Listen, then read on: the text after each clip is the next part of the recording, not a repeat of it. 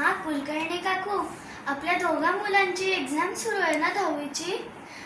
मी ऐकलं की तुमचा मुलगा खूपच जास्त अभ्यास करतोय. माझा मुलगा तर काहीच करत नाही अभ्यास, नुसता दिवसभर खात असतो. आणि तेही नाही की नुसतं पोळी भाजीच, नेहमी डॉमिनोजचा पिझ्झाच खातो. यार pizza is here. Oh yeah boy, pizza. Thank you. काय बोरिंग स्टडीज आहेत. आपण पिझ्झा खाऊया.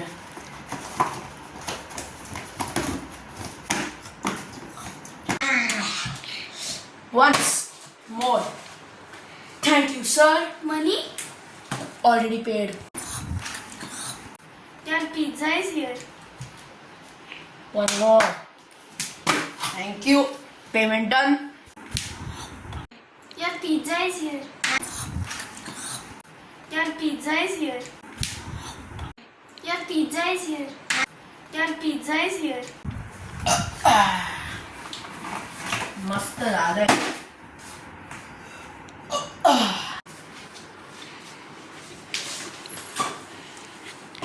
अरे वेड्या, तू हेच काय खात असतो?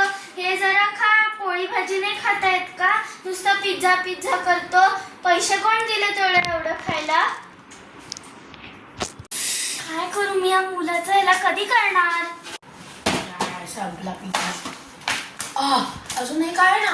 अरे कोणी संपवलाय पिझ्झा? छे, अजून मागवतो. आई आई आई आई काय झालं? पोट खूप दुखतंय. हे सगळं नाही या पिझ्झामुळेच होतंय. रडत बस आता.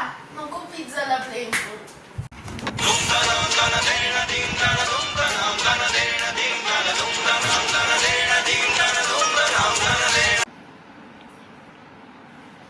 त्याला काहीतरी खूप डेंजर झालंय. फूड पॉइझनिंग झालंय वाटतं. बहुतेक त्याने खूप जंक फूड खाल्लंय. जर ह्याने अजून जंक फूड खाल्लं तर त्याच्या पोटाला काही होऊ शकतं. जर अजूनही खात राहिला तो पोट ब्लास्ट होऊ शकतं. मी तुला म्हणते जास्त ते पिझ्झा बतलाता नहीं पर अंधेरे से डरता हूँ मैं माँ. आजपासून आता हे सगळं कचऱ्यात घेऊन आलं. त्याच्यानंतर मग काहीच जंक खाणार नाही. बापरे, किती शहाणा मुलगा माझा. किती अभ्यास करतोय. आज बाळ ना माझं.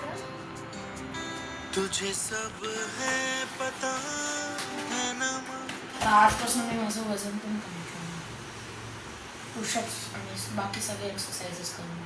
1 2 3 4 5 3 weeks later. 98 99 100